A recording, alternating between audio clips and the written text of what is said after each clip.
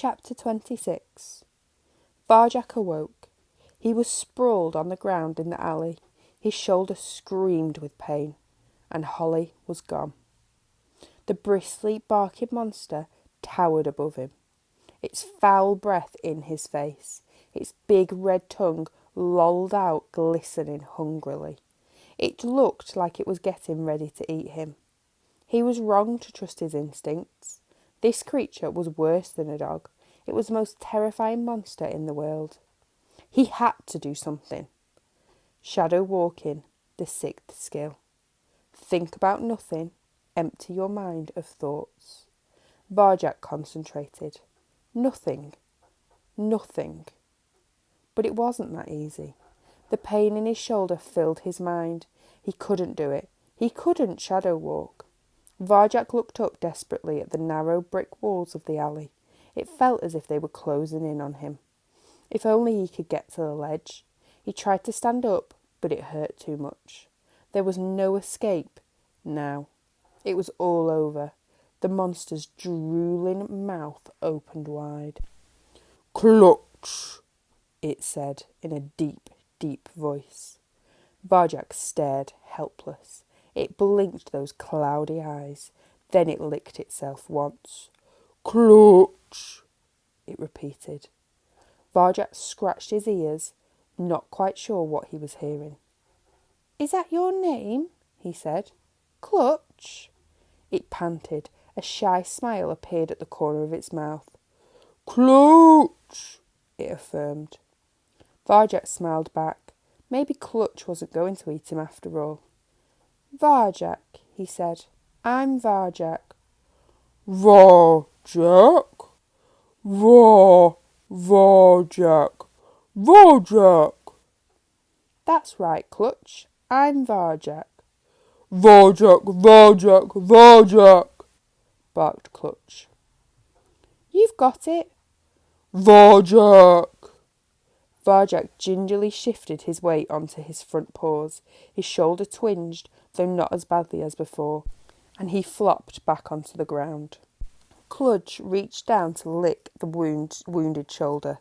His big black eyes were cloudy with worry. "Sorry, Varjak," he sighed. "Didn't mean to hurt." "That's okay. I shouldn't run, like the other cats." "Clutch was scared. Varjak not scared."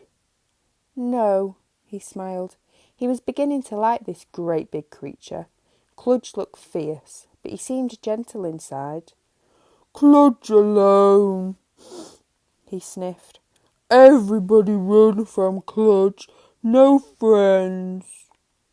Varjak looked into Clutch's eyes again. He could see it all in there. He recognised it. His pain, his fear, his loneliness. "It's all right, Clutch," he said quietly. "You're not alone. We'll be friends, you and me." "Friends?"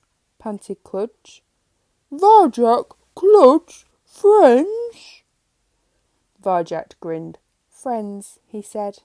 He tried to stand up again. This time his shoulder took the weight. "Friends!" barked Clutch. He wagged his tail. "Varjak, Clutch, friends, friends, friends!" "Varjak Paw," said a voice. "This is a first. I've seen a lot of things in this city. I've even seen you hit Razor. But this is truly something else." Holly jumped down from the wall. "You did it! You talked to a dog!" She shook her head. "It's incredible! It's unbelievable! It's a dog," said Varjak. Clutch barked. "Yes, a dog," said Holly, keeping a safe distance from Clutch. "What do you think it is?" "But he's not like the other dogs." "What other dogs?" "You know, the mental ones." Holly looked baffled. "I've never seen a dog like that." In the distance, a monster shrieked and roared. "Those ones," said Varjak. "The dogs that make that noise." Holly shook her head. "That's not a dog. That's a car." "A what?" "Car!" barked Clutch. "Cars are fun. Clutch, chase cars. So they weren't dogs, said Varjak.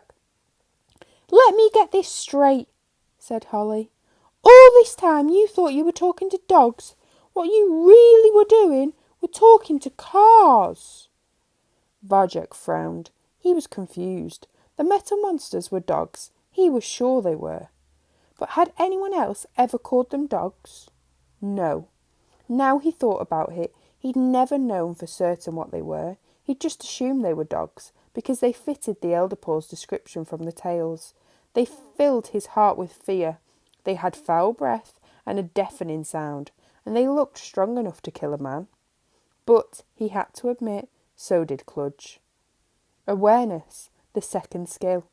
Before you do anything, you must know what you are dealing with. Assume nothing, be sure of the facts. That was exactly what he'd failed to do. He'd almost killed himself trying to talk to a car. A beginner's mistake. Not the kind of mistake a cat who knew the way would make. He wouldn't make it now, and he was sure Sally Bones wouldn't either. Holly giggled. What's so funny? Varjak demanded. She pulled herself together, but only just. You! She said. Cars aren't even alive, you moron. You can't talk to a car. You didn't think I could talk to Cludge either, reasoned Varjak. Cludge only talked to friends, said the big dog. See, said Varjak, maybe cars only talk to their friends too. Holly couldn't control herself any longer. Her whiskers started to twitch, her body began to shake, and then she cracked up completely. Laughter shrieked out of her and flew around the alley like a flock of birds. It was everywhere. It was contagious. Cludge rolled about on the floor, yelping and panting helplessly, and then Varjak found himself laughing too. He couldn't help it. He had to join in with them. It was a good feeling, light and free. He saw it all now, how he'd got it wrong. Of course cars weren't dogs. Cludge was a dog. Cludge was a dog? Varjak stopped laughing. Cludge was a dog. With a dog. He could still save his family from the gentleman and his cats if only there was time. Cludge, I need your help. I need you to scare a man. Can you do that? Cludge stopped yelping and became very serious. He drew himself up to his full height and bared his yellow teeth. Holly's laughter tailed away at the sight. Cludge scare anyone, the great dog said in his deep voice. Except Varjak. Then let's go. There's no time to waste. Varjak turned to Holly. Coming? Where?